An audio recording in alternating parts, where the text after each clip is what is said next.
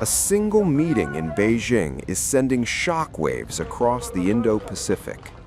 Russia has openly backed China's position on Taiwan and issued a pointed warning about Japan's rapid militarization. As alliances harden and defense budgets explode, old fault lines are reigniting. Russia has moved decisively into Asia's most sensitive flashpoint.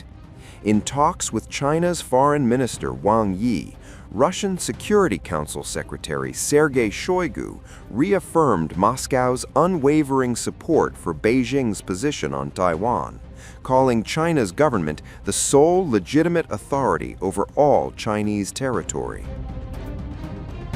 The message was blunt. Russia says it sees outside forces actively destabilizing the Taiwan Strait, and it is choosing sides.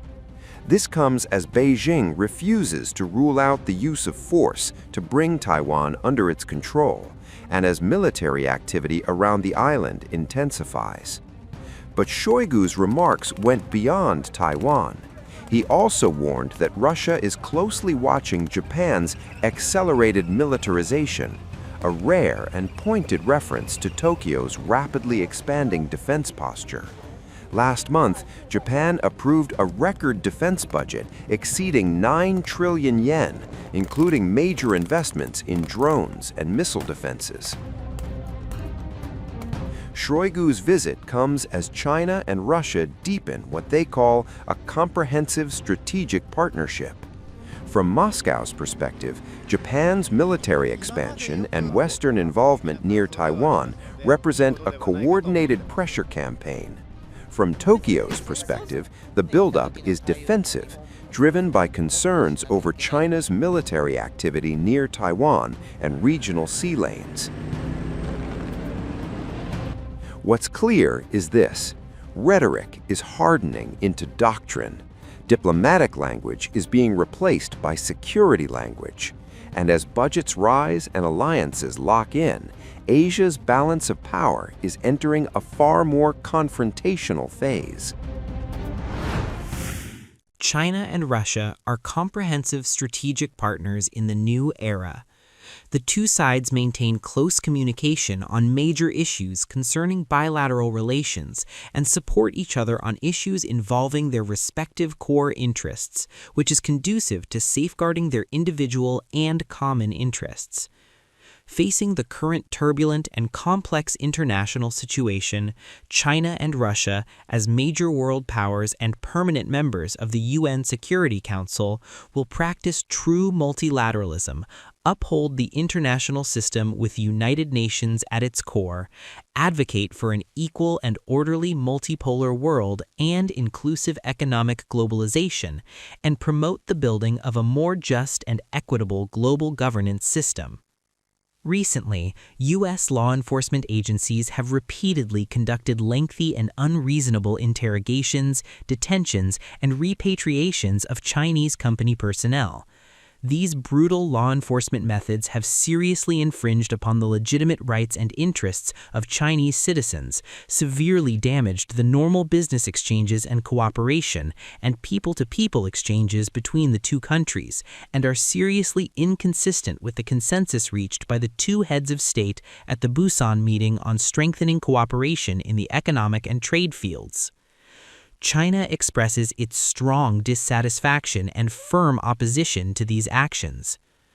China urges the U.S. to take China's concerns seriously and demands that U.S. law enforcement agencies immediately cease their erroneous actions, stop their unwarranted interrogations of Chinese companies and personnel, earnestly implement the important consensus reached by the two heads of state, and safeguard normal and friendly exchanges between the two peoples.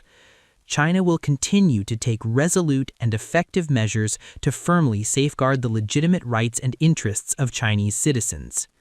As is widely known, the 14th Dalai Lama is not a purely religious figure, but a political exile who uses religion as a guise to engage in anti-China separatist activities. We firmly oppose the use of art awards as a tool for anti-China political manipulation.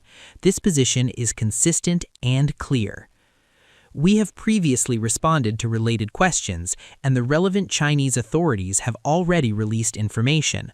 For some time, China has been actively cooperating with Myanmar and other countries to combat cross-border telecommunications and online fraud, jointly eradicating the scourge of online gambling and fraud, and safeguarding the lives and property of the people and the order of exchanges and cooperation among regional countries. Significant results have been achieved. China will continue to deepen international law enforcement cooperation and intensify efforts to combat online gambling, fraud, and other related cross-border criminal activities, jointly eradicating the scourge of gambling and fraud.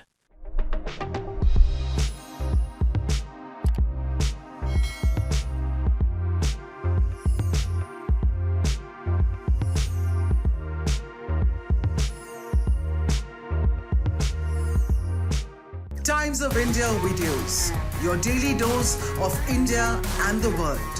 Global news, different views, and sharp analysis. Pressure of expectation from your fans, your supporters. That is often served as a backdrop for several Bollywood. You're not a brute majority anymore. If you individually take out Tera. Making sense of global conflicts. Tracking the new emerging world order. Strike on Israeli military bases. A multi-pronged. To stay out of harm's way as Israel started bombing targets across. Understanding changing alliances in a polarized world. Tune into TOI videos for all this and more. Click on the bell icon to subscribe and never miss an update.